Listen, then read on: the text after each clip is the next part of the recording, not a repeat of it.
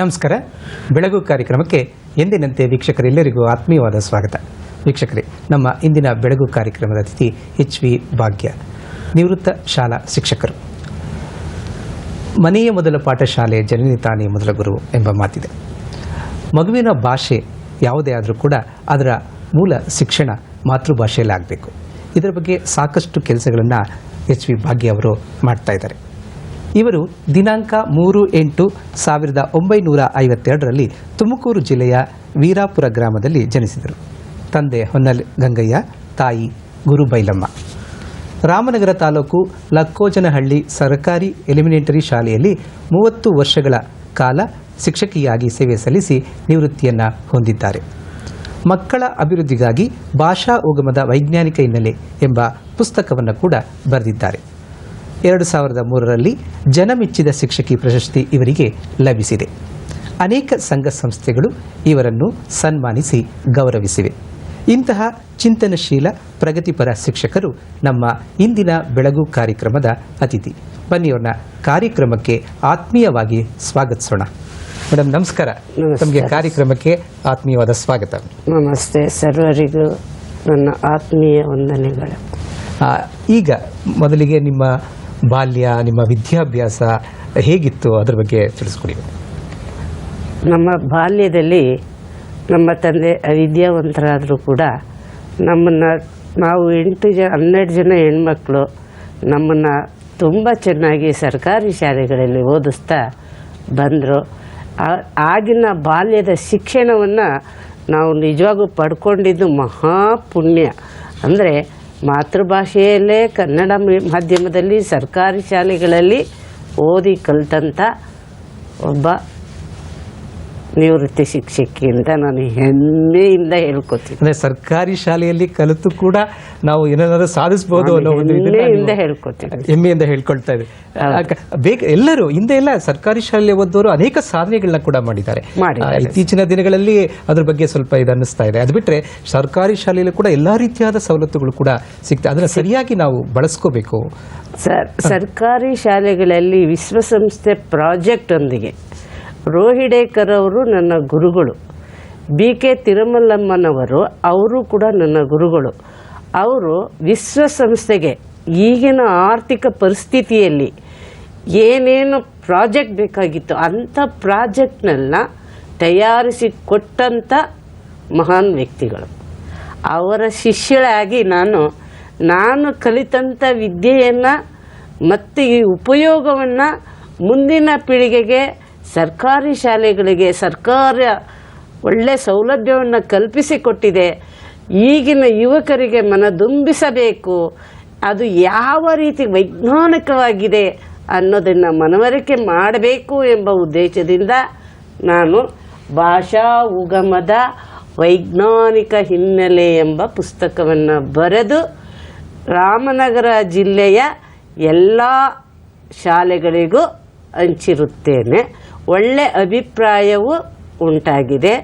ಎಲ್ಲ ಸುಮಾರು ಮೇಳಗಳಲ್ಲಿ, ಸಂಘ ಸಂಸ್ಥೆಗಳಲ್ಲೂ ಕೂಡ ಈ ಬಗ್ಗೆ ಸಮಸ್ಯೆಗಳನ್ನು ವಿಚಾರ ವಿನಿಮಯ ಮಾಡಿಕೊಂಡು ಮುಂದೇನು ಮಾಡಬೇಕು ಎಂಬ ಆಲೋಚನೆಯಲ್ಲೂ ನಾನು ಚಿಂತಕಳಾಗಿದ್ದೇನೆ. ಈಗ ಭಾಷೆಯ ಮೂಲ ಯಾವುದು ಮೇಡಮ್? ಭಾಷೆಯ ಮೂಲ 19ನೇ ಶತಮಾನದಿಂದಲೂ ಸುಮಾರು ವಿಜ್ಞಾನಿಗಳು, ಕನ್ನಡ ಸಾಹಿತ್ಯ ಪರಿಷತ್ತಿನ ವಿಚಾರ ವಿನಿಮಯ ಚಿಂತಕರು ಕೂಡ ಮಾಡಿದ್ದಾರೆ. ಆದರೆ ಕೆಲವು ವಿಜ್ಞಾನಿಗಳು ಹೇಳಿದ್ದಾರೆ, ಭಾಷೆಯ ಮೂಲವನ್ನು ಕಂಡುಹಿಡಿಯೋದು ಮಹಾನ್ ಶಕ್ತಿ. ಅದನ್ನು ನಾವು ಕಂಡುಹಿಡಿಯಬೇಕು ಅಂತ ಯಾರಿಂದಲೂ ಈವರೆಗೂ ಪ್ರಯತ್ನಗಳ ಸಾಧ್ಯವಾಗದ ಕಾರಣ ಹಲವಾರು ವೇದಿಕೆಗಳನ್ನು ಮಂಡನೆ ಮಾಡಿ ಕೈ ಬಿಟ್ಟಿದ್ದಾರೆ. ಅದು ಯಾಕೆ ಅನ್ನೋದು ನನ್ನ ತಲೆಗೆ ಸೇರಿತು. ಆದ್ದರಿಂದ ನಾನು ಭಾಷೆಯ ಮೂಲ ಮಗುವಿನ ಮತ್ತು ತಾಯಿಯ ನಾಭಿಯಿಂದ ಹೊರಡುತ್ತೆ. ಮಗುವಿನ ಪ್ರಾರಂಭಿಕ 3 ತಿಂಗಳಲ್ಲೇ ಮಿದುಳಿನಲ್ಲಿ ಗರ್ಭದಲ್ಲಿಯೇ ಬಲೆ ಎಳೆಯಲ್ಪಡುತ್ತೆ. ಎಣೆದು ಅದು ವಿಕಾಸ ಹೊಂದುತ್ತಾ ಹೋಗುತ್ತೆ. ಮಗು ಹುಟ್ಟುತ್ತಲೇ ವಿಶೇಷ ವಿಚಾರಗಳನ್ನು ಗ್ರಹಿಸಿರುತ್ತೆ. ಅದನ್ನು ಹೊರಹಾಕುವುದೇ ಶಿಕ್ಷಣದ ಮೊದಲ ಆದ್ಯ ಕರ್ತವ್ಯ. ಪ್ರಾರಂಭಿಕ ಶಿಕ್ಷಣ ಮಾತೃಭಾಷೆಯಲ್ಲೇ ಆಗಬೇಕು. ಪ್ರತಿಯೊಂದು ಭಾಷೆಯಲ್ಲೂ ಸರ್ ತನ್ನದೇ ಆದ ವೈಶಿಷ್ಟ್ಯವಿದೆ. ಆದರೆ ಕನ್ನಡ ಪ್ರಕೃತಿಗೆ ಹೊಂದಿಕೊಂಡಂಥ ಭಾಷೆ. ಈ ಭಾಷೆ ಪರಿಸರದ ಒಂದು ಈಗ ಅಡವಿಯ ಝೇಂಕಾರ, ನೀರಿನ ಸಮುದ್ರದ ಜಳ ಝೇಂಕಾರ, ಈ ಥರ ಅದನ್ನು ಆವರಿಸಿಕೊಂಡು ಪಕ್ಷಿ ಪ್ರಾಣಿಗಳ ಅನುಕರಣೆಯನ್ನು ಆಧರಿಸಿಕೊಂಡು ಹುಟ್ಟಿರುವಂಥ ಭಾಷೆ, ಜನನಿಯಿಂದ ಬಂದಂಥ ಭಾಷೆ. ಇದು ಹೇಳೋದಕ್ಕೆ ಅಸಾಧ್ಯ, ಅಷ್ಟು ವೈಶಿಷ್ಟ್ಯವಿದೆ ನಮ್ಮ ಭಾಷೆಯಲ್ಲಿ. ಇವಾಗ ಕಲಿಕೆ ಅಂದರೆ ಏನು? ಈಗ ಮಗುವಿಗೆ ಯಾವ ಒಂದು ವಯಸ್ಸಲ್ಲಿ ಕಲಿಕೆಯನ್ನು ಆರಂಭ ಮಾಡಿದ್ರೆ ಅದಕ್ಕೆ ಹೆಚ್ಚು ಪ್ರಾಶಸ್ತ್ಯ ಸಿಗುತ್ತೆ ಅನ್ಸುತ್ತೆ ತಮಗೆ? ಸರ್, ಕಲಿಕೆ ಅನ್ನೋದು 2 ವರ್ಷದಿಂದ 5 ವರ್ಷದ ಒಳಗೆ ಗ್ರಹಿಕೆ ಎಂಬ ಅಂಶವನ್ನು ಆಧರಿಸಿಕೊಂಡು ಆ ಗ್ರಹಿಕೆಯ ಉತ್ಸಾಹದಿಂದ ಕಲಿಕೆ ಉಂಟಾಗುತ್ತೆ. ಆ ಕಲಿಕೆ ಉಂಟಾಗುವ ಸಂದರ್ಭದಲ್ಲಿ ಮಗು 2 ವರ್ಷದಿಂದ 5 ವರ್ಷದೊಳಗೆ ಅನೇಕ ಪ್ರಶ್ನೆಗಳನ್ನು ಕೇಳ್ತವೆ. ಆದರೆ ನಾವು ಅದಕ್ಕೆ ನಮ್ಮ ಕೆಲಸದ ಒತ್ತಡಕ್ಕಾಗಿಯೋ ಅಥವಾ ಆ ಮಕ್ಕಳನ್ನು ನಾವು ಆರೈಸುವ ಪ್ರಶ್ನೆ ಉತ್ತರಿಸಲಾರದೆ ಹೋಗೋ ನೀನು ತರಲೆ ಅಂತೇಳಿ ನಮ್ಮ ಮಕ್ಕಳನ್ನು ದೂಡೋದಿದೆಯಲ್ಲ, ಅದು ಮಹಾ ತಪ್ಪು ಅಂತ ನನ್ನ ಮನಸ್ಸಿಗೆ ಅನೇಕ ಚಟುವಟಿಕೆಯಿಂದ ನಾನು ಸಂಶೋಧನೆಯನ್ನು ಮಾಡಿದ್ದೀನಿ. ಅದು ಹೇಗೆ ಅನ್ನೋದನ್ನು ಮುಂದೆ ತಿಳಿಸ್ಕೊಂಡು ಗುಣಾತ್ಮಕ ಶಿಕ್ಷಣದಲ್ಲಿ ನಲಿ ಕಲಿ ಅಥವಾ ಕಲಿ ನಲಿ ಅನ್ನುವ ಒಂದು ಇದನ್ನು ಪ್ರಾರಂಭ ಮಾಡ್ತಾ ಹೋಗ್ತೀರಿ. ಸೊ ಅದರ ವಿಶೇಷತೆಗಳೇನು ಸರ್? ನಲಿ ಕಲಿ ಕಲಿ ನಲಿ, ಕಲಿತು ನಲಿ, ನಲಿದು ಕಲಿ. ಇದು ಮಾಡು ಕೇಳು ಕೇಳು ತಿಳಿ ಅನ್ನದವರ ಆಧಾರ. ಇಲ್ಲಿ ಪ್ರಾಣಿ ಪಕ್ಷಿಗಳು, ಕ್ರಿಮಿ ಕೀಟಗಳು ಇವುಗಳನ್ನು ಆಧರಿಸಿ ಮಗು ಅನುಕರಣೆ ಮಾಡುತ್ತೆ. ಯಾವಾಗ ಮಗು ಹುಟ್ಟಿನಿಂದ, ಈಗ ನೋಡಿ ಇಲ್ಲಿ ಇದೆ, ಇಲ್ಲಿ ಏನಾಗಿದೆ, ಹೂವಿನಿಂದ ಮಗುವಿಗೆ ಹೂವಿಗೆ ಹೋಲಿಸಿದ್ದೀವಿ. ಈ ಹೂವು ಕೆಸರಿನಲ್ಲಿ ಹುಟ್ಟುತ್ತೆ. ಆ ಕೆಸರಿನಲ್ಲಿ ಹುಟ್ಟಿದ ಕಮಲದ ಹೂವು ಯಾವುದೇ ಹೂವು ಆಗಲಿ ತನ್ನದೇ ಆದ ವೈಶಿಷ್ಟ್ಯವನ್ನು ಪಡ್ಕೊಂಡಿರುತ್ತೆ. ಈಗ ಮಲ್ಲಿಗೆ ಹೂವು ರಾತ್ರಿ ಸುಗಂಧವನ್ನು ಕೊಡುತ್ತೆ, ಅದೇ ಬೇರೆ ಹೂವು ಬೆಳಿಗ್ಗೆ ಸುಗಂಧವನ್ನು ಕೊಡುತ್ತೆ. ಈ ತಾವರೆ ಹೂವು ಬೆಳಿಗ್ಗೆ ಕಮಲದಲ್ಲಿ ಹರಡುತ್ತೆ, ಆಮೇಲೆ ಮುದುಡುತ್ತೆ. ಮಲ್ಲಿಗೆ ಹೂವು ಸಂಜೆ ಹರಡುತ್ತೆ, ಆಮೇಲೆ ಅದರ ಕಂಪನ್ನು ಸೂಸಿ ಮುದುಡುತ್ತೆ. ಅದೇ ರೀತಿ ಮಕ್ಕಳ ಕಲಿಕೆಯೂ ಕೂಡ ಒಂದು ನಿರ್ದಿಷ್ಟವಾದ ಕಾಲ ಇದೆ. ಆ ನಿರ್ದಿಷ್ಟ ಕಾಲದಲ್ಲಿ ಕಲಿಕೆಯನ್ನು ಸರಿಯಾದ ಸಮಂಜಸವಾಗಿ ನಾವು ಕೊಡದೇ ಇದ್ದ ಪಕ್ಷದಲ್ಲಿ ಒಂದು ಸಮಾಜದ ಸಮಸ್ಯೆಯಲ್ಲಿ ಭಾಷೆಯಲ್ಲಿ ಸಿಕ್ಕಾಕೊಂಡು ಬಿಡಿಸಲಾರದಂಥ ಸಮಸ್ಯೆಯಲ್ಲಿ ನಮ್ಮ ಮಕ್ಕಳು ನಾವು ಮಿಲ ಒದ್ದಾಡ್ತಾ ಇದ್ದೀವಿ ಅನ್ನೋದನ್ನು ನಾನು ಈ ಸಂದರ್ಭದಲ್ಲಿ ಹೇಳೋದಕ್ಕೆ ಇಚ್ಛೆಪಡ್ತೀನಿ. ಈ ನಲಿ ಕಲಿಯ ಯೋಜನೆಯಲ್ಲಿ ತಾವು ಮಕ್ಕಳಿಗೆ ಲೋಗೋಗಳನ್ನು ಇಟ್ಕೊಂಡು ಅದರಲ್ಲೂ ಕೂಡ ಅವರಿಗೆ ವಿದ್ಯಾಭ್ಯಾಸವನ್ನು ಕೊಡುವ ಒಂದು ಪ್ರಯತ್ನವನ್ನು ಕೂಡ ತಾವು ಮಾಡ್ತಾ ಇದ್ದೀರಿ. ಇದರ ಬಗ್ಗೆ ವಿವರಿಸಿ ಬಿಡಿ. ನಾವು ಅಕ್ಷರಗಳನ್ನು ಕಲಿಸುವುದರ ಜೊತೆಯಲ್ಲಿ ಒತ್ತಕ್ಷರಗಳಿಗೆ ಒತ್ತು ಕೊಟ್ಟಿದ್ದಾರೆ. ಟೊಳ್ಳು, ಬಳ್ಳಿ, ಹಳ್ಳಿ, ಜೊಳ್ಳು, ಸೊಳ್ಳೆ, ಧನಸ್ಸು ಅಂದರೆ ಒತ್ತಕ್ಷರಗಳಿಗೆ ಒತ್ತು ಕೊಟ್ಟು ಮಗು ತಾನೇ ವಾಕ್ಯವನ್ನು ರಚನೆ ಮಾಡುವಂಥ ಕಲ್ಪನೆ ಅವಕಾಶವನ್ನು ಕೊಟ್ಟಿದೆ. ನಾವು ಬೋಧನೆ ಮಾಡೋ ವಿಚಾರದ ಜೊತೆಗೆ ಮಕ್ಕಳು ಸ್ವಕಲಿಕೆಯಲ್ಲಿ ಸ್ನೇಹಿತನೊಡನೆ 5ನೇ ತಟ್ಟೆಗೆ ಬಂದಾಗ, ತಟ್ಟೆ ಅಂತ ಹೆಸರು ಕೊಟ್ಟಿದೆ, 5 ತಟ್ಟೆಗಳಿವೆ. ಆ ತಟ್ಟೆಗಳ ಆಧಾರದ ಮೇಲೆ ಲೋಗೋಗಳನ್ನು ಇಟ್ಟುಕೊಂಡು ಸರಳವಾಗಿ, ಸಂಕ್ಷಿಪ್ತವಾಗಿ, ಶಾಶ್ವತವಾಗಿ ಸ್ವಕಲಿಕೆಯಲ್ಲಿ ಮಗು ತೊಡಗುತ್ತೆ. ಹಿಂದೆ ಓದುತ್ತಾ ಇದ್ರೆ ಮಕ್ಕಳು ಓಡೋಗ್ಬಿಡ್ತಿದ್ರು, ಬೆಲ್ ಹೊಡಿಯೋದನ್ನು ಕಾಯ್ತಾ ಇದ್ರು, ನುಗ್ಗುತ್ತಿದ್ರು. ಈಗ ನಾವು ಹೋಗಿ ಅಂತ ದೂಡಿದ್ರು ಕೂಡ ಮಗುನ ಕಲಿಬೇಕು ಅನ್ನೋ ದಾಹ ಮಗುವಿನಲ್ಲಿ ಈ ನಲಿ ಕಲಿ ಯೋಜನೆ ಉಂಟು ಮಾಡಿದೆ. ಈಗ ಆ ನಂತರ ಮಗುವಿನ ಒಂದು ಶಿಶು ಗೀತೆಯ ಮೂಲಕ ಅದರಲ್ಲಿ ಒಂದು ಸಂವೇದನಾಶೀಲತೆಯನ್ನು ಬೆಳೆಸೋ ಒಂದು ಕಾರ್ಯಕ್ರಮ ಕೂಡ ತಾವು ಮಾಡ್ತಾ ಹೋಗ್ತಿದ್ದೀರಿ. ಯಾವ ರೀತಿಯ ಶಿಶು ಗೀತೆಗಳಲ್ಲಿ ನೀವು ಅಳವಡಿಸ್ಕೊಳ್ತಾ ಇದ್ದೀರಿ? ತನ್ನ ಜೀವನದಲ್ಲೇ ಮಗುವಿಗೆ ತಾನು ಹೇಳಬೇಕಾದ್ದನ್ನು, ನೋಡಬೇಕಾದನ್ನು, ಕಲಿಯಬೇಕಾದನ್ನು ಇಟ್ಕೊಂಡಿರ್ತವೆ. ಅವು ಹಾಡಿನ ಮುಖಾಂತರ ವ್ಯಕ್ತಪಡಿಸೋದು. ಮಗು ಈ ಸಾಮಾನ್ಯವಾಗಿ ಈಗ ಕೈಯಲ್ಲಿ ಕಿನ್ನೂರಿ ಕಾಲಲ್ಲಿ ಕಿರುಗೆಜ್ಜೆ ಡೋಲು ಹೊಡಿತಾರಣ್ಣ ಆ ರೀತಿ ಹೇಳ್ಕೊಟ್ಟಾಗ ಆಗ ನಮ್ಮೂರ ಹೊಲದಲ್ಲಿ 100 ತೆನೆಗಳು ತಲೆ ಬಾಗಿ ಕುಣಿತಾವಲ್ಲೋ ಕೊಡಣ್ಣ ಕೋಲೆ ಅಂದರೆ ಆ ಪರಿಸರದಲ್ಲಿ ಹೊಂದಿಕೊಂಡಂತೆ ಮಗು ಆ ತೆನೆಯ ಬಗ್ಗೆ ನೋಡಿ ಅದು ಕಲ್ಪನೆಯನ್ನು ಹಾಡಿನ ಮುಖಾಂತರ ನಾವು ಒಂದು ಹಾಡು ಹೇಳ್ಕೊಟ್ರೆ ನಾಳೆ 2 ಹಾಡನ್ನು ಮಗು ಸ್ವತಃ ಮಾಡ್ಕೊಂಡು ಬರುವಂಥ ಕಲ್ಪನೆಯಲ್ಲಿ ಅವಕಾಶವನ್ನು ಕಲ್ಪಿಸಿಕೊಟ್ಟಿದೆ ಈ ನಲಿ ಕಲಿ ಯೋಜನೆ. ಮಗುವಿಗೆ ಶಾಲೆಗೆ ಬರೋದಿಕ್ಕೆ ಅದರಲ್ಲಿ ಆಸಕ್ತಿಯನ್ನು ಮೂಡಿಸೋದಿಕ್ಕೆ ನಲಿ ಕಲಿ ಯೋಜನೆ ಅತ್ಯಂತ ಒಂದು ಯಶಸ್ಸನ್ನು ಕಂಡಿದೆ. ಖಂಡಿತ ವೈಜ್ಞಾನಿಕವಾಗಿ ಕಂಡಿದೆ. ಈಗ ಕೆಲವರು ಶಿಕ್ಷಕರು ನಲಿ ಕಲಿ ಯೋಜನೆ ಬೇಡ ಅನ್ನೋರು ಉಂಟು, ಬೇಕು ಅನ್ನೋರು ಉಂಟು. ಈ ಬೇಡ ಅನ್ನೋದು ಆ ಕ್ರಿಯೆಗೆ ತೊಡಗಿಸಿಕೊಂಡಿಲ್ಲ. ಇದು ಮನೋದೃಷ್ಟಿ. ವೈಜ್ಞಾನಿಕವಾಗಿ ದೃಷ್ಟಿ ನೋಡಿದ್ರೆ ನಮ್ಮ ಮೆದುಳು ಬಲಗಡೆ ಕಡೆ ವಾಲಿದೆ. ಆ ವಾಲಿದ ಮೆದುಳು ಬರೀ ನಾವು ನೋಡಿದ್ದನ್ನು ಮಾಡಿದ್ದನ್ನು ವಿರುದ್ಧ ದಿಕ್ಕಿನಲ್ಲಿ ಹೋಗುತ್ತೆ. ಆದರೆ ಅದನ್ನು ತೊಡಗಿಸ್ಕೋಬೇಕಾದ್ರೆ ಅನೇಕ ಚಟುವಟಿಕೆಗಳೇ ಪದಬಂಧ, ಇದು ಜೋಕಾಲಿ ಮತ್ತು ಇದು ಹಾಡುಗಳು, ಕತೆಗಳು ಮತ್ತು ಇನ್ನಿತರ ಚಟುವಟಿಕೆಗಳಲ್ಲಿ ತೊಡಗಿಸಿದಾಗ ಮಗು ಆ ಕಲಿಕೆಯಲ್ಲಿ ನಾಡಿಯ ಬಡಿತ ಉಂಟಾಗುತ್ತೆ, ತುಡಿತ ಉಂಟಾಗುತ್ತೆ, ಮಗುಗೆ ದಾಹ ಉಂಟಾಗುತ್ತೆ. ಆ ಮಗು ಕಲಿಕೆಯಲ್ಲಿ ಖಂಡಿತವಾಗೂ ತೊಡಗೋದ್ರಲ್ಲಿ ನಾವು ಈಗ ಎಲ್ಲ ಶಿಕ್ಷಕರಿಗೂ ಗೊತ್ತು. ಈ ನಲಿ ಕಲಿ ಮಾಡುತ್ತಿರುವ ಪ್ರತಿಯೊಬ್ಬ ಶಿಕ್ಷಕರಿಗೂ ಇದು ಉಪಯುಕ್ತವಿದೆ ಅನ್ನೋ ವಿಚಾರ ಹಂಬಲವಾಗಿದೆ ಅಂತ ನಾನು ಈ ಸಂದರ್ಭದಲ್ಲಿ ಹೇಳೋದಕ್ಕೆ ಸಂತೋಷಪಡ್ತೀನಿ.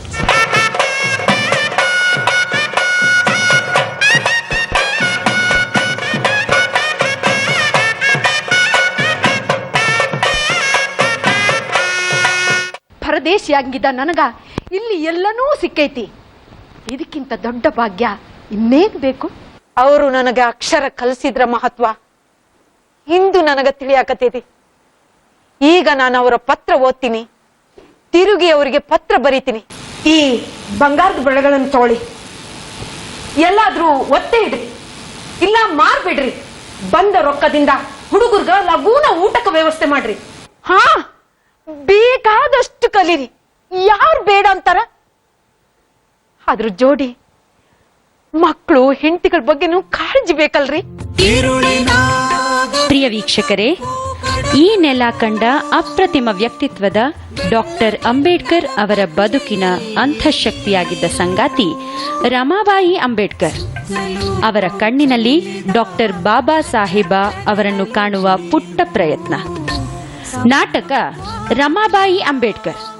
ಅಂಬೇಡ್ಕರ್ ಜಯಂತಿಯಂದು ಸಂಜೆ 7 ಗಂಟೆಗೆ ವೀಕ್ಷಿಸಿ ನಿಮ್ಮ ನೆಚ್ಚಿನ ಚಂದನ ವಾಹಿನಿಯಲ್ಲಿ. ಇವುಗಳ ಜೊತೆಗೆ ಮಕ್ಕಳಲ್ಲಿ ಗಣಿತದಲ್ಲಿ ಕೂಡ ಆಸಕ್ತಿನ ನಾವು ಮೂಡಿಸ್ಬೇಕಾಗತ್ತೆ. ಆ ನಿಟ್ಟಿನಲ್ಲಿ ಈಗ ಹಿಂದೆ ಎಲ್ಲ ಮಗ್ಗಿಯನ್ನು ನಮಗೆ ಹೇಳ್ಕೊಡುವಂಥ ಒಂದು ಕ್ರಮದಲ್ಲಿ 20ರವರೆಗೂ ಮಗ್ಗಿನ ಹೇಳ್ಕೊಡ್ತಾ ಇದ್ರು. ಯಾವ ಸಮಯದಲ್ಲಿ ಕೇಳಿದ್ರು ಯಾವ ಮಗ್ಗಿಯನ್ನು ಕೂಡ ಮಧ್ಯದಲ್ಲೂ ಕೂಡ ಹೇಳಿದ್ರೆ ಹೇಳೋದಕ್ಕೆ ನಾವು ಸಮರ್ಥರಾಗಿದ್ವಿ. ಅಂಥ ಒಂದು ಕಠಿಣವಾದ ಒಂದು ಕೆಲಸವನ್ನು ತಾವು ಸುಲಭವಾಗಿ ಒಂದು ಕಡ್ಡಿಗಳ ಮೂಲಕ ಮಕ್ಕಳಿಗೆ ಪರಿಚಯವನ್ನು ಮಾಡಿಕೊಡ್ತಾ ಇದ್ದೀರಿ. ಅದು ಹೇಗೆ ಸರ್? ಈಗ ಪರಿಸರದಲ್ಲಿ ಸಿಗುವಂಥ ನಾವು ಬಡ ದೇಶದ ಮಕ್ಕಳು, ನಮ್ಮ ಮಕ್ಕಳು, ನಮ್ಮಲ್ಲಿ ಹಣವಿಲ್ಲ, ನಾವು ಮಗ್ಗೆ ಪುಸ್ತಕ ತರೋದಕ್ಕೆಲ್ಲ ಮಕ್ಕಳು ಶಾಲೆ ಕಳಿಸೋದು ಕೆಲವೊಂದು ಸಾರಿ ಹಳ್ಳಿಗಳಲ್ಲಿ ಕಷ್ಟ ಆಗಿ, ಅಂಥ ಸಂದರ್ಭದಲ್ಲಿ ಪರಿಸರದಲ್ಲಿ ಸಿಗುವಂಥ ಕಲ್ಲು, ಎಲೆ ಮತ್ತು ಕಡ್ಡಿಗಳಿಂದ ಪಾಠ ಪ್ರವಚನಗಳನ್ನು ಸುಲಭವಾಗಿ ಕಲಿಸ್ತಾ ಇದ್ದೀವಿ. ಉದಾಹರಣೆಗೆ ನೋಡಿ, ಈಗ 5 ಮಗ್ಗಿ ಮಾಡಬೇಕು. ಈಗ 5 ಕಡ್ಡಿಗಳನ್ನು ಇಲ್ಲಿ ಇಟ್ಟಿದ್ದೇವೆ. 5 1 2 3 4 5. ಈ 5 ಕಡ್ಡಿಗಳ ಮೇಲೆ 5 1 5 5 1 5 5 2 10 5 3 15 5 4 20. ನೋಡಿ, ಮಗುಗೆ ನಾವು ಪ್ಲೇಟು ಕೊಡೋದು ಬೇಡ. ತಾನು ಮಗು ಆಟ ಆಡಿ ಹೊರಗಡೆ ಇದ್ದರೂ ಕೂಡ ನಾನು ಮಗ್ಗಿ ಕಲಿಬೇಕು ಅಂತ ಇಚ್ಛೆ ಬಯಸಿ ದಾಹ ತುಂಬಿದರೆ ಆ ಪರಿಸರದಲ್ಲಿ ಸಿಗುವಂಥ ಕಡ್ಡಿಗಳಲ್ಲೇ ಈ ರೀತಿಯಾಗಿ 5 1 5 5 2 ನೋಡಿ 10 5 3 15. ಹೀಗೆ ಅದರಲ್ಲೂ ಕೂಡ ಮಕ್ಕಳಿಗೆ ಆಸಕ್ತಿ ಬರುತ್ತೆ. ಗಣಿತ ಅಂತಂದ್ರೆ ಕಬ್ಬಿಣದ ಕಡಲೆ ಅನ್ನೋ ಇದಿದೆ, ಮಕ್ಕಳಿಗೆ ಕಷ್ಟ ಆಗ್ತಾ ಹೋಗುತ್ತೆ. ಕಬ್ಬಿಣದ ಕಡಲೆ ಅಲ್ಲ, ಬಳಕೆ ಮಾಡುವ ಕ್ರಿಯಾಶೀಲತೆ ಇಲ್ಲದಾಗ ಮಾತ್ರ ಕಬ್ಬಿಣದ ಕಡಲೆ ಆಗುತ್ತೆ ವಿನಃ ಆ ಬಳಕೆ ಕಾರ್ಯರೂಪಕ್ಕೆ ಬಂದಾಗ ಬೋಧನಾ ಕಾರ್ಯ ಮಾಡ್ತೀವಿ, ಬೋಧನಾಂಗಕ್ಕೆ ಮಗುಗೆ ಬೋಧನೆ ಮಾಡ್ತೀವಿ. ಆದರೆ ಅದನ್ನು ಬರೆಸೋದಕ್ಕಿರ್ತೀವಿ, ಅದನ್ನು ಮಗುವಿನ ಕಲ್ತಿದೆಯಾ ಇಲ್ವಾ ಅಂತ ಒಂದು ವೇದಿಕೆಯನ್ನು ಸೃಷ್ಟಿ ಮಾಡೋದಕ್ಕೆ ನಾವು ಅವಕಾಶವನ್ನು ಕೊಡೋದ್ರಿಂದಾಗಿ ಆ ಕಬ್ಬಿಣದ ಕಡೆಗಳೇ ಆಗಿದೆಯೇ ಹೊರತು ಇಂಥ ಕಾರ್ಯರೂಪಕ್ಕೆ ಬಂದಾಗ ಮಗು ನಾನೇ ಎಲ್ಲೋ ತಪ್ಪು ಮಾಡ್ತಿದ್ದೀನಿ ಅಂತ ಅರಿವಾಗಿ ಸಿದ್ಧಪಡಿಸ್ಕೊಳ್ಳೋದಕ್ಕೆ ಪ್ರಯತ್ನ. ನಾವು ಶಿಕ್ಷಕರಾಗಿ ದೊಣ್ಣೆ ಹಿಡಿದು ಹೇಳೋದು ಬೇಕಾಗಿಲ್ಲ, ನಾವು ಮಾರ್ಗದರ್ಶಕರಷ್ಟೇ. ನಾವು ಕಲಿಯದೆ ಮಕ್ಕಳ ಮುಂದೆ ನಿಲ್ಲಬಾರದು. ನಾವು ಕಲಿತು ಆ ಮಗುವಿಗೆ ಮಾರ್ಗದರ್ಶನ ಕೊಟ್ಟಾಗ ಮಾತ್ರ ಕಲಿಕೆ. ಆದ್ದರಿಂದಲೇ ನಲ್ಲಿ ಕಲಿ ಯೋಜನೆ ಬಹಳ ಉಪಯುಕ್ತ. ಇದು ವಿಶ್ವಸಂಸ್ಥೆ ಮಾಡಿರುವಂಥ ಪ್ರಾಜೆಕ್ಟ್ ಬಹಳ ಬಹಳ ಬಹಳ ಉಪಯುಕ್ತ. ಶಿಶು ಗೀತೆಗಳಲ್ಲಿ ಯಾವ್ಯಾವ ಥರದ ಗೀತೆಗಳನ್ನ ಬಳಸಿ ಮಕ್ಕಳಲ್ಲಿ ನೀವು ಆಸಕ್ತಿನ ಮೂಡಿಸ್ತಾ ಇದ್ದೀರಿ? ಅದರ ವಿಶೇಷತೆಗಳೇನು, ವೈಶಿಷ್ಟ್ಯತೆಗಳೇನಿರ್ತದೆ? ಸರ್, ಶಿಶು ಗೀತೆಗಳು ಮಗುವಿನ ವಯೋಮಿತಿಗೆ ತಕ್ಕಂತೆ, ಅದು ಮೊದಲು ಜ್ಞಾಪದಲ್ಲಿ ಇಟ್ಕೋಬೇಕು. ವಯೋಮಿತಿಗೆ ಮೀರಿ ಶಿಕ್ಷಣದಲ್ಲಿ ಈಗ ಫಿಲಮ್ ಹಾಡುಗಳು ಆಡ್ತಾರೆ, ಬೇಗ ಕಲ್ತು ಬಿಡ್ತಾರೆ, ಅದು ಮನೋದೃಷ್ಟಿ. ಆದರೆ ವೈಜ್ಞಾನಿಕವಾಗಿ ಮಗುವಿನ ವಯೋಮಿತಿಗೆ ತಕ್ಕಂತೆ ಪರಿಸರವನ್ನು ನೋಡಿ ಪರಿಸರದ ಮುಖಾಂತರ ವಿಚಾರ ವಿನಿಮಯಗಳನ್ನು ಮಾಡಿಕೊಂಡು ಆ ತಕ್ಕಂತೆ ಹಾಡುಗಳನ್ನು ಸೃಷ್ಟಿಸಬೇಕು ನಾವು. ಚಂದಮಾಮ ಓಡಿವ, ಈಗ ಯಾರು ಚಂದಮಾಮನ ತೋರಿಸಿ ಅನ್ನ ತಿನ್ನಿಸ್ತಾರೆ ನೋಡಿ. ಆಗಿನ ಕಾಲದಲ್ಲಿ ಚಂದಮಾಮನ್ ನೋಡಿದ್ರೆ ತಾಯಿ ತಂದೆ ಪ್ರೀತಿಗಿಂತ ಮಗು ಅನ್ನ ಜಾಸ್ತಿ ತಿನ್ನುತ್ತೆ. ಆಗ ಅಂತೂ ಎಲ್ಲ ಬಯಲುಗಳಿರ್ತಿತ್ತು, ಈಗೆಲ್ಲ ಬಿಲ್ಡಿಂಗ್ಗಳಿವೆ. ಹೆಂಗ್ ಕಾಣುತ್ತೆ ನಮ್ಗೆ ಚಂದ್ರ? ಹೆಂಗ್ ಕಾಣುತ್ತೆ ಅನ್ನೋದ್ರ ಬದಲಾಗಿ ಚಂದಮಾಮ ಇದಾನೆ, ಚಂದಮಾಮನ್ನ ನಾವು ನೋಡಿಸ್ಬೇಕು ಅನ್ನೋ ಕಲ್ಪನೆಯನ್ನ ಮರೆತೋಗಿದೀವಿ ಅನ್ನೋದ್ರ ಬದಲು ನಾವು ತೋರಿಸ್ಬೇಕು. ಅಂದರೆ ಈಗೇನಾಗಿದೆ, ಒತ್ತಡದ ಜೀವನ. ಈಗ ಪೇರೆಂಟ್ಸ್ಗಳಿಗೆ ಇಬ್ಬರು ಕೆಲಸಗಳನ್ನು ಮಾಡ್ತಿರ್ತಾರೆ, ಆ ನಿಟ್ಟಿನಲ್ಲಿ ಇಷ್ಟೆಲ್ಲ ಸಮಯಗಳು ಅವ್ರಿಗೆ ಸಿಗಲ್ಲ. ಅಂಥ ಸಮಯದಲ್ಲಿ ಅವ್ರಿಗೆ ಕಷ್ಟ. ಈ ಬಗ್ಗೆ ಬಹಳ ಚಿಂತನೆ ಇದೆ ನನಗೆ. ಇಷ್ಟು ಒತ್ತಡದ ಕಲಿಕೆಯಲ್ಲಿ ಶಿಕ್ಷಕರಿಗೂ ತುಂಬ ಒತ್ತಡ ಇದೆ. ಸುಮಾರು 83 ಕಡತಗಳನ್ನು ಅವರು ಫಿಲಪ್ ಮಾಡಿಕೊಡ್ಬೇಕು ಒಂದು ತಿಂಗಳಲ್ಲಿ. ಜೊತೆಗೆ ಶಿಕ್ಷಣದಲ್ಲಿ 1 ನಿಮಿಷ ಬಿಡುವಿಲ್ಲದೆ ಮಗುವಿನ ಮುಂದೆ ಕೂತಿರ್ಬೇಕು. ಯಾಕೆಂದರೆ ಆ ಮಗು ಕಲ್ತು ಟೀಚರ್ ನಮ್ಗೆ ಹೇಳ್ಕೊಡಿ ಅಂತ ಓಡಿ ಬರುತ್ತೆ. ಯಾಕೆಂದರೆ ಆ ಕಲಿಕೆ ಅಷ್ಟು ಅದ್ಭುತವಾಗಿವೆ. ಹೇಳ್ಕೊಡಿ ಅಂತ ಬಂದಾಗ ನಾವು ನಿರಾಕರಿಸೋಕೆ ಆಗೋಲ್ಲ, ನಾವು ಮಕ್ಕಳು ಬಿಟ್ಟು ದೂರ ಇರೋಕ್ಕಾಗೋಲ್ಲ. ಯಾಕೆಂದರೆ ಮಕ್ಕಳ ಮಧ್ಯೆ ನಾವು ಚೇರ್ನಲ್ಲಿ ಕೂಳಲ್ಲ, ನೆಲದಲ್ಲೇ ಕೂತು ಮಕ್ಕಳಿಗೆ ಪಾಠ ಪ್ರವಚನಗಳನ್ನು ಹೇಳ್ಕೊಡ್ತಾ ಇದ್ದೀವಿ. ಆ ಕಲಿಕೆಯ ದಾಹ ಹೆಚ್ಚಾದಷ್ಟು ಕಲಿಕೆ ವೈಜ್ಞಾನಿಕತೆ ಈಗ ಸೆಂಟ್ರಲ್ ಸಿಲೆಬಸ್ಸನ್ನು ಸಮನಾಗಿ ಹೋಲುತ್ತೆ ನಲ್ಲಿ ಕಲಿ ಶಿಕ್ಷಣ. ಅದು ಹೆಚ್ಚು ಹೆಚ್ಚು SLCಲಿ ಬರುವಂಥದ್ದು ಈಗ ಗಣಿತದಲ್ಲಿ ಬಂದ್ಬಿಟ್ಟಿದೆ. ಈ 7ನೇ ಕ್ಲಾಸಲ್ಲಿ ಇರುವಂಥದ್ದು ನರ್ಸರಿ ಬಂದ್ಬಿಟ್ಟಿದೆ. ಅದು 1ನೇ ತರಗತಿ 2ನೇ ತರಗತಿಗೆ. ಈ ಥರ ಕಾರ್ಡುಗಳು 1300 ಕಾರ್ಡಿವೆ. ಮತ್ತು 50 ವಾಚಕಗಳಿವೆ. 1300 ಕಾರ್ಡುಗಳಿವೆ. 1ನೇ ತರಗತಿಯಲ್ಲಿ ಇಂಗ್ಲೀಷ್ ಪ್ರಾರಂಭವಾಗಿದೆ. ಸರ್ಕಾರಿ ಶಾಲೆಯಲ್ಲಿ ಇಂಗ್ಲೀಷ್ ಕಲಿಸುವ ವ್ಯಾಮೋಹ ಕೂಡ ಸರ್ಕಾರ ಒತ್ತು ಕೊಟ್ಟಿದೆ. ಪರಿಸರ ಅಧ್ಯಯನ, ಕನ್ನಡ, ಗಣಿತ, ಇಂಗ್ಲಿಷ್ ಜೊತೆಗೆ 1300 ಕಾರ್ಡುಗಳು ಜೊತೆಗೆ 50 ವಾಚಕಗಳನ್ನು ಮಕ್ಕಳಿಗೆ ನಾವು ಕಲಿಸುವಂಥ ಪ್ರೇರೇಪಣೆ ಇದೆ. ಆ ಕಲಿಸುವಾಗ ಶಿಕ್ಷಕರು ಶ್ರಮ ಪಡ್ತಾ ಇದ್ದಾರೆ, ಸರ್ಕಾರ ಸೌಲಭ್ಯ ಕೊಟ್ಟಿದೆ, ಹಣ ದುಂದಾಗಿ ಬಂದಿದೆ, ದುಂದು ವೆಚ್ಚದಿಂದ ವೆಚ್ಚ ಮಾಡಿದ್ದಾರೆ. ಆದರೆ ಕಲಿಯುವಾಗ ಸ್ವಲ್ಪ ಏನು ನ್ಯೂನ್ಯತೆ ಇದೆ ಅನ್ನೋದನ್ನು ನಾವು ಅಧ್ಯಯನ ಮಾಡಿದ್ದೇನೆ. ಏನಪ್ಪ ಅಂದರೆ ಪೂರ್ವ ಪ್ರಾಥಮಿಕ ಶಿಕ್ಷಣದ ಮಹತ್ವ ಅಂದರೆ ಪ್ರಾಥಮಿಕ ಶಾಲೆಗೆ ಕಲಿಸುವ ಮೊದಲು ಮಗುವಿಗೆ H1, H2, H3, H4 ಅಂತ 4 ಶಿಕ್ಷಣಗಳಿದೆ. ಅದೇನದು H1 H2 ಅಂದ್ರೆ ತಲೆಗೆ ಸಂಬಂಧಪಟ್ಟ ಶಿಕ್ಷಣ, ಸ್ನಾಯುಗಳಿಗೆ, ಕೈಗಳಿಗೆ, ಕಾಲ್ಗಳಿಗೆ ಸಂಬಂಧಪಟ್ಟ ಶಿಕ್ಷಣ, ಹೃದಯಕ್ಕೆ, ಆರೋಗ್ಯಕ್ಕೆ ಸಂಬಂಧಪಟ್ಟ ಶಿಕ್ಷಣ. H4 ಅಂದರೆ ತನ್ನ ಆರೋಗ್ಯಕ್ಕೆ ಸಂಬಂಧಪಟ್ಟ ಶಿಕ್ಷಣ. ಈ ಶಿಕ್ಷಣ 600 ಚಟುವಟಿಕೆಗಳಿಂದ 800 ದಿನಗಳಲ್ಲಿ ಕಲಿಸುವಂಥ ಶಿಕ್ಷಣವಾಗಿದೆ. ಅದನ್ನು ಕಲಿಯದೆ ಪ್ರಾಥಮಿಕ ಶಿಕ್ಷಣಕ್ಕೆ ಬಂದಾಗ ಶಿಕ್ಷಕರು ಕಲಿಸೋವರೆಗೂ ಒತ್ತಡ, ಮಗು ಕಲಿಯೋದಕ್ಕೂ ಒತ್ತಡ. ಏಕೆಂದರೆ 6 ದಿನದ ಶಿಕ್ಷಣ, 600 ದಿನದ ಶಿಕ್ಷಣವನ್ನು ಏಕಕಾಲದಲ್ಲಿ ಮಗುವಿಗೆ 1ನೇ ಕ್ಲಾಸಿಗೆ ಬಂದಿರುತ್ತೆ, ಆ ಪುಸ್ತಕ ತೆಗೆಯೋದಕ್ಕೆ ಬಂದಿರಲ್ಲ, ಪುಸ್ತಕ ಇಡೋದಕ್ಕೆ ಬಂದಿರಲ್ಲ. ಏಕೆಂದರೆ ಅದರದೇ ಆದ ಚಟುವಟಿಕೆಯಲ್ಲಿ ತೊಡಗಿರುತ್ತೆ. ಅದನ್ನು ನಾವು ಈ ಪೂರ್ವ ಪ್ರಾಥಮಿಕ ಶಿಕ್ಷಣದಲ್ಲಿ ಆ ಶಿಕ್ಷಣವನ್ನು ಕೊಟ್ಟು ಮಗುವನ್ನು ನಮ್ಮ ಕಡೆಗೆ ಅಕ್ಷರಗಳನ್ನು ಗುರುತಿಸುವುದು, ಅಕ್ಷರಗಳನ್ನು ಪರಿಚಯಿಸುವುದು ಮತ್ತು ನಡಿಗೆಯಲ್ಲಿ ಇಂಥ ಇದರನ್ನಲ್ಲೇ ನಾವು ತೊಡಗಿಸ್ಕೊಂಡು ಅದಕ್ಕೆ ಶಿಕ್ಷಣವನ್ನು ಕೊಟ್ಟು ಪ್ರಾಥಮಿಕ ಹಂತಕ್ಕೆ ಕಲಿಸಿದಾಗ ಈ ಏನು ಯೋಜನೆಗಳಿದೆಯೋ ಅದು ಸ್ವರೂಪಕ್ಕೆ ಬಂದು, ಅದರಲ್ಲೂ ಆರೋಗ್ಯ ಶಿಕ್ಷಣ ಏನಾಗಿದೆ, ಒಂದು ಕುಟುಂಬಕ್ಕೆ ಒಂದು ಮಗು ಆಗಿದೆ. ಅಣ್ಣ ತಮ್ಮ, ಅಕ್ಕ ತಂಗಿ, ಸಹೋದರತ್ವ ಮರಿತಾ ಇದೆ. ದೇಶದ ಪ್ರಗತಿಗೆ ಅಡ್ಡಿ ಉಂಟಾಗುತ್ತೆ ಅನ್ನೋ ದುಃಖ ನನ್ನನ್ನು ಆವರಿಸಿದೆ ಸರ್. ಈಗ ಆ ನಂತರ ಈಗ ತಾವು ಹೇಳ್ತಾ ಹೋದ್ರಿ ಈಗೆಲ್ಲ ಒಂದು ಮಗು ಇದೆ ಅಂತ. ಇದು ಪ್ರಾಯೋಗಿಕವಾಗಿ ನೋಡಿದಾಗ ಈಗ ಒತ್ತಡದ ಒಂದು ಇದರಲ್ಲಿ ಮಕ್ಕಳು ಒಂದನ್ನು ಸಾಕೋದೇ ಕಷ್ಟ ಆಗಿದೆ. ಈಗ ನನ್ನ ಒಂದು ಸಂಶಯ ಏನು ಅಂದರೆ, ಈಗ ನಮಗೆ ಅಕ್ಷರ ಮಾಲಿನಲ್ಲಿ ಒಟ್ಟು ಎಷ್ಟು ಅಕ್ಷರಗಳಿವೆ ಅನ್ನೋದು ಒಂದು ಸಂಶಯ ಇದೆ ಸರ್. ಅದು ಎಷ್ಟೋ ಜನಕ್ಕೆ ಅದೇ 49, 52 ಈ ಥರದ್ದು ಏನೋ ಒಂದು ಕನ್ಫ್ಯೂಷನ್ಸ್ ಎಲ್ಲ ಇದೆ. ಇದ್ರ ಬಗ್ಗೆ ತಾವೇನು ಹೇಳ್ತೀರಿ? ಅದು ಸರ್, ಈಗ ರೂ ತೆಗೆದಾಕಿದ್ದಾರೆ, ರೂ ಅಕ್ಷರಗಳು, ಕ್ಷ, ಜ್ಞ ಅದನ್ನು ತೆಗೆದುಹಾಕಿದ್ದಾರೆ. ಬಟ್ ಕ್ಷತ್ರಿಯ ಅಂದಾಗ ನಾವು ಅಕ್ಷರವನ್ನು ಬಳಸಬೇಕಾಗುತ್ತೆ. ಆದರೂ ಸಮರ್ಪಕವಾಗಿ ತೆಗೆದು ಹಾಕಿದ್ದೀವಿ ಅಂತ ಘೋಷಣೆ ಆಗಿಲ್ಲ. ಆದರೆ ಆ ಅಕ್ಷರಗಳನ್ನು ಸಮಯಕ್ಕೆ ಬಳಸ್ಕೊಳ್ಳುವ ರೀತಿಯನ್ನು ಅನುವು ಮಾಡಿಕೊಟ್ಟಿದೆ. ಒಟ್ಟು 49 ಅಕ್ಷರಗಳು ಇವೆ.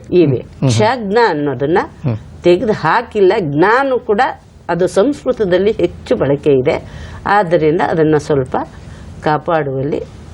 ಈಗ ಅಂಗನವಾಡಿ ಒಂದು ಕ್ಷೇತ್ರ ಇದೆ, ಅಲ್ಲಿ ಮಕ್ಕಳನ್ನು ನಾವು ಕಲಿಕೆಗೆ ಕಳಿಸ್ತಾ ಹೋಗ್ತೀವಿ. ಅದರ ಕಾರ್ಯವೈಖರಿಗಳೇನಿದೆ ಮತ್ತು ಅಂಗನವಾಡಿಯ ಶಿಕ್ಷಕರನ್ನು ನಾವು ಕಾಯಂಗೊಳಿಸ್ಕೊಂಡು ನಾವು ಶಿಕ್ಷಣ ಕ್ಷೇತ್ರಕ್ಕೆ ತಂದಾಗ ಯಾವ ರೀತಿಯ ಒಂದು ಪ್ರಯೋಜನ ಆಗುತ್ತೆ?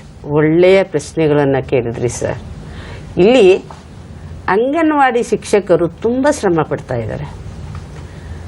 ಅವರಿಗೆ ಏನು ಆರೋಗ್ಯಕ್ಕೆ, ಗರ್ಭಿಣಿ ಸ್ತ್ರೀಯರಿಗೆ ಪೋಷಕಾಂಶದ ಜೊತೆಗೆ ಆ ಮಗುವಿನ ಬೆಳವಣಿಗೆಗಾಗಿ ಕೆಲವು ಚುಚ್ಚುಮದ್ದುಗಳನ್ನು ಕೊಡಿಸೋದು ಮತ್ತು ಮಗುವಿನ ಆ ಸಾವನ್ನು ನಿಯಂತ್ರಿಸೋಕ್ಕೋಸ್ಕರ ಕೇಂದ್ರ ಸರ್ಕಾರ ಈ ಅಂಗನವಾಡಿ ಶಾಲೆಗಳನ್ನು ತೆರೆಯಿತು. ಅಲ್ಲಿ ಶಿಕ್ಷಣಕ್ಕೆ ಮಹತ್ವವಿಲ್ಲ. ಆದರೂ ಕೂಡ ಬಲಾತ್ಕಾರವಾಗಿ ಕೆಲವು ನರ್ಸರಿ ಕ್ರಮಗಳನ್ನು ಅನುಸರಿಸಿ ಮಾಡ್ತಾ ಇದ್ದಾರೆ. ವೈಜ್ಞಾನಿಕತೆ ಇಲ್ಲ. ಈಗ ಅಂಗನವಾಡಿ ಶಿಕ್ಷಕರನ್ನ ಶಿಕ್ಷಣ ಇಲಾಖೆಗೆ ಒಳಪಡಿಸಿಕೊಂಡು ಅವ್ರನ್ನ ಹಂತವಾಗಿ ತರಬೇತಿ ಕೊಟ್ಟು, ಈ ಪೂರ್ವ ಪ್ರಾಥಮಿಕ ತರಬೇತಿ ಟೆಕ್ನಿಕಲ್ ಆಗಿ ತರಬೇತಿಯನ್ನು ಕೊಟ್ಟು ಕಾಯಂ ಮಾಡಿಕೊಂಡ್ರೆ ಈಗ ಮಕ್ಕಳ ಮೇಲಿನ ದೌರ್ಜನ್ಯ ಏನು ನಡೀತಾ ಇದೆ ಅದನ್ನು ಸಂಪೂರ್ಣವಾಗಿ ಪ್ರಥಮ ಚಿಕಿತ್ಸೆಯಾಗಿ ನಿಯಂತ್ರಣ ಮಾಡಬಹುದು. ಅದನ್ನು ಸಾಧ್ಯತೆ ಇದ್ದೇ ಇದೆ. ಯಾಕೆಂದರೆ ಶಿಕ್ಷಕರಿಗೆ ಅವರು ಕಾಯಂ ಆದಾಗ ಅವರಿಗೆ ಆದ ಜವಾಬ್ದಾರಿ ಇದೆ. ಆ ಜವಾಬ್ದಾರಿಯನ್ನು ಹೊತ್ತು ಸೇವೆಗೈತಾರೆ. ಆಗ ಮಕ್ಕಳ ರಕ್ಷಣೆ ಸುರಕ್ಷಿತವಾಗಿರುತ್ತೆ, ಕಾಪಾಡೋದಕ್ಕೆ ಅನುವಾಗುತ್ತೆ. ಮತ್ತು ಆಯಾಗಳನ್ನು ಕೂಡ ಅವರ ಜೊತೆಯಲ್ಲಿ ತಗೊಂಡ್ರೆ ಈ ಶುಚಿತ್ವವನ್ನು ಕೂಡ, ಶಾಲಾ ಆವರಣದ ಶುಚಿತ್ವವನ್ನು ಕೂಡ ಕಾಪಾಡ್ಕೋಬಹುದು. ಈಗ ಸಾಮಾನ್ಯವಾಗಿ ಮಕ್ಕಳಿಗೆ ಮೊಬೈಲನ್ನು ಕೊಟ್ಬಿಟ್ಟು ಅವರ ಕೆಲಸಗಳನ್ನು ಪೋಷಕರು ಮಾಡ್ಕೊಳ್ತಾ ಹೋಗ್ತಾರೆ. ಇದರಿಂದ ಮಗುವಿನ ಮನಸ್ಸಿನ ಮೇಲೆ ಯಾವ ರೀತಿಯಾದ ಒಂದು ಪರಿಣಾಮ ಬೀರುತ್ತೆ ಸರ್? ಇಲ್ಲಿ ಪೋಷಕರು ಈಗ ಏನಾಗಿದೆ, ರಿಮೋಟ್ ಕೊಡೋದು ಅಥವಾ ಮೊಬೈಲ್ನ ಕೊಡೋದು, ಆಟಗಳಿಗೆ ಮಗುವನ್ನ ಬಳಸ್ಕೊಳ್ತಾ ಇದ್ದಾರೆ. ಕಾರಣ ಅವರ ಕೆಲಸಗಳ ಒತ್ತಡಕ್ಕೆ. ಇದು ಏನಾಗಿದೆ ಅಂದರೆ ಮಕ್ಕಳು ಆಟದಲ್ಲಿ ಪಳಗುತ್ತಾರೆ ಅಥವಾ ನೋಟದಲ್ಲಿ ಪಳಗುತ್ತಾರೆ. ಆದರೆ ಅಲ್ಲಿ ಏನಾಗಿದೆ ಅಂದರೆ ಸ್ನೇಹಿತರ ಬಾಂಧವ್ಯ ಕಳಚೋಗುತ್ತೆ, ಸ್ನೇಹಿತರ ಒಡನಾಟ ಕಳಚೋಗುತ್ತೆ, ಸ್ವ ಕಲಿಕೆಯಲ್ಲಿ ನಿರಾಸಕ್ತಿ ಉಂಟಾಗುತ್ತೆ. ನಾನು ನಮ್ಮ ಅಮ್ಮ ಅಪ್ಪನಿಗಿನ್ನ ಜಾಸ್ತಿ ಕಲ್ತಿದ್ದೀನಿ ಅನ್ನೋ ವ್ಯಾಮೋಹ ಜಾಸ್ತಿ ಆಗುತ್ತೆ. ಇದರಿಂದ ಏನಾಗುತ್ತೆ, ನಾವು ಮಗು ವಾರ್ತೆನಲ್ಲಿ ನೋಡ್ತಾ ಇರುತ್ತೆ, ಹೆಚ್ಚಿನ ವಿಷಯನ ತಿಳ್ಕೊಳುತ್ತೆ, ನಮಗೆ ಗೊತ್ತಿರಲ್ಲ. ನಮ್ಮನ್ನು ಪ್ರಶ್ನೆ ಮಾಡಿ, ಓ ನಿನಗೇ ಗೊತ್ತಿಲ್ಲ ಅಮ್ಮ, ನನಗೆ ಗೊತ್ತು ಅನ್ನೋ ಒಂದು ದೃಢ ಕಾಯಕಕ್ಕೆ ಬರುತ್ತೆ. ಅದನ್ನು ಮಾಡಬೇಕು, ನೋಡಬೇಕು.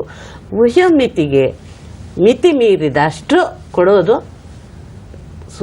ಸರಿ ಅಲ್ಲ ಅಂತ ನನ್ನ ಅಭಿಪ್ರಾಯ. ಈಗ ಶಿಶು ಶಿಕ್ಷಣ ಒಂದು ಸರಿಯಾದ ಸಮಯದಲ್ಲಿ ದೊರೆಯದಿದ್ದಾಗ ಮಗುವಿನ ಮನಸ್ಸಿನ ಮೇಲೆ ಮತ್ತು ಅಥವಾ ಮಗುವಿಗೆ ಯಾವ ರೀತಿಯಾದ ನ್ಯೂನ್ಯತೆಗಳು ಬರ್ತಾ ಹೋಗುತ್ತೆ? ಹೆಚ್ಚು ನ್ಯೂನ್ಯತೆಗಳು ಇರುತ್ತೆ ಸರ್. ಏಕೆಂದರೆ ಸ್ನಾಯುಗಳ ಕೌಶಲ್ಯವಿರುವುದಿಲ್ಲ, ಚಾಕ್ಷುಷ ಉಂಟಾಗುವುದಿಲ್ಲ, ನೋಡುವಿನ ಕಣ್ಣಿನಲ್ಲಿ ಇರ್ತಕ್ಕಂಥ ಗುರುತ್ವಾಕರ್ಷಣ ಬಲವೂ ಕೂಡ ಕಡಿಮೆ ಆಗುತ್ತೆ. ಇದು ವೈಜ್ಞಾನಿಕ ಗುರುತ್ವಾಕರ್ಷಣ ಬಲ. ಈಗ ಒಂದು ವಿಷಯವನ್ನು, ಒಂದು ಪದವನ್ನು ಅರ್ಥ ಮಾಡ್ಕೊಳ್ಳದೇ ಇದ್ದೆ ಅದನ್ನು ಏನೋ ನೋಡಿ ಮಾಡೋಕ್ಕೆ ಹೋದಾಗ ಅನುಕರಣೆಗೆ ಹೋಗುತ್ತೆ ಹೊತ್ತು ಅನುಭವಕ್ಕೂ ಅನುಭಾವಕ್ಕೂ ವ್ಯತ್ಯಾಸವಾಗುತ್ತೆ, ದ್ವಂದ್ವವಾಗುತ್ತೆ. ಆಗ ಮಕ್ಕಳು ಕಾರ್ಮಿಕರಾಗೋದಕ್ಕೆ ಸಾಧ್ಯತೆ ಉಂಟು ಸರ್. ಈಗ ಮಕ್ಕಳು ಸಾಮಾನ್ಯವಾಗಿ ಕುತೂಹಲ ಹೆಚ್ಚಾಗ್ತಾ ಹೋಗುತ್ತೆ. 2 ವರ್ಷದ ನಂತರ ಮಗು ಪ್ರತಿಯೊಂದನ್ನು ಕೂಡ ಪ್ರಶ್ನೆ ಮಾಡೋಕ್ಕೆ ಶುರು ಮಾಡುತ್ತೆ. ಅದು ಯಾಕೆ, ಇದು ಯಾಕೆ, ಇದು ಏನು ಅಂತ. ಆ ಹಂತದಲ್ಲಿ ಅದಕ್ಕೆ ನಾವು ಸರಿಯಾಗಿ ಮಾಹಿತಿಯನ್ನು ಕೊಡಲಿಲ್ಲ ಅಂತಂದರೆ ಕೆಲವು ಸರಿ ಕೇಳೋ ಪ್ರಶ್ನೆಗಳಿಗೆ ನಮ್ಮಲ್ಲಿ ಉತ್ತರಗಳು ಸಿಗಲ್ಲ. ಅದು ಯಾವ ರೀತಿಯಾಗಿ ಮಗುವನ್ನು ನಾವು ತಿದ್ದುವ ಒಂದು ಕ್ರಮವನ್ನು ಅನುಸರಿಸಬೇಕಾಗತ್ತೆ ಸರ್? ಈಗ ನನಗೆ ಒಂದು ಮಗು ಪ್ರಶ್ನೆ ಮಾಡಿತ್ತು, ಏನು ಕೋಳಿ ಮೊದಲ ಮೊಟ್ಟೆ ಮೊದಲ? ಇದನ್ನು ಯಾವ ರೀತಿ ಬಗೆಹರಿಸೋದು? ಕೋಳಿ ಇಲ್ಲದೆ ಮೊಟ್ಟೆ ಇಲ್ಲ, ಮೊಟ್ಟೆ ಇಲ್ಲದೆ ಕೋಳಿ ಇಲ್ಲ. ಕೊನೆಗೆ ನಾ ಹೇಳಿದೆ, ಅಮ್ಮ ನಾನು ತಿಳ್ಕೊಂಬಂದು ಹೇಳ್ತೀನಿ ಅಂತ. ಆಮೇಲೆ ಅದೇ ನೋಡಿ, ಮೊಟ್ಟೆ ಮೊದಲು ಉತ್ಪತ್ತಿ ಆಗಬೇಕಾದ್ರೆ ಏನೇನು ಸೇರುತ್ತೆ ನಮ್ಮ ಪ್ರಕೃತಿಯಲ್ಲಿ? ಗಾಳಿ, ನೀರು, ಬೆಳಕು, ಈ ರೀತಿಯಲ್ಲಿ ಉಂಟಾಗುವ ಒಂದು ಇದರಿಂದ ನೀರನ್ನು ನೀವು ಹೋಗಿ ತುಂಬಿಡಮ್ಮ, 8 ದಿನ ಬಿಟ್ಟು ನೋಡು, ಅದರಲ್ಲಿ ಹುಳ ಇರುತ್ತೆ. ಅದು ಬಿಟ್ಟವ್ರು ಯಾರು? ಮೊಟ್ಟೆ ಇರುತ್ತೆ, ಬಿಟ್ಟವ್ರು ಯಾರು? ಪ್ರಕೃತಿಯಲ್ಲಿ ಸಿಗುವಂಥ ಕೆಲವು ಕ್ರಿಮಿಗಳಿಂದ. ಅದೇ ರೀತಿ ಮೊಟ್ಟೆಯಿಂದ ಮರಿಯಾಗುತ್ತೆ ಅನ್ನೋದನ್ನು ಮಗುವಿಗೆ ಸುಮಾರು ದಿನಗಳನ್ನು ಸಮಯ ತಗೊಂಡು ಅದು ಕಲ್ಪನೆ ಮೂಡಿಸ್ತೀವಿ. ಇಂಥ ಒಂದು ಅವಕಾಶವೂ ಕೂಡ ಇದೆ ಸರ್. ಅವಳ ಪ್ರಶ್ನೆಗಳಿಗೆ ನಾವು ಸಮಂಜಸವಾಗಿ ಉತ್ತರವನ್ನು ಕೊಟ್ಟು ಮಕ್ಕಳಲ್ಲಿ ಒಂದು ಜ್ಞಾನವನ್ನು ಹೆಚ್ಚಿಸುವ ಒಂದು ಕೆಲಸವನ್ನು ಶಿಕ್ಷಕರು ಮಾಡ್ತಿದ್ದಾರೆ. ಈಗ ಸರ್ಕಾರಿ ಶಾಲೆಗಳಲ್ಲೂ ಕೂಡ ಎಲ್ಲ ರೀತಿಯಾದ ಸೌಕರ್ಯಗಳು ಸಿಗ್ತಾ ಇವೆ. ಈ ಬೇರೆ ಒಂದು ಇಂಗ್ಲಿಷ್ ಮಾಧ್ಯಮದ ಒಂದು ವ್ಯಾಮೋಹ ಕೂಡ ನಮ್ಮಲ್ಲಿದೆ. ಯಾಕೆ ಆ ಒಂದು ತಾರತಮ್ಯ ನಮ್ಮಲ್ಲಿ ಕಾಣ್ತಾ ಇದೆ ಸರ್? ಇಲ್ಲಿ ಸರ್ಕಾರಿ ಶಾಲೆಗಳಲ್ಲಿ ಸರಿಯಾಗಿ ಪಾಠ ಮಾಡ್ತಾ ಇಲ್ಲ ಅನ್ನೋದು ಮೊದಲು ಈ ಜಡ್ಡುಗಟ್ಟಿರುವ ಒಂದು ಮನೋಭಾವ.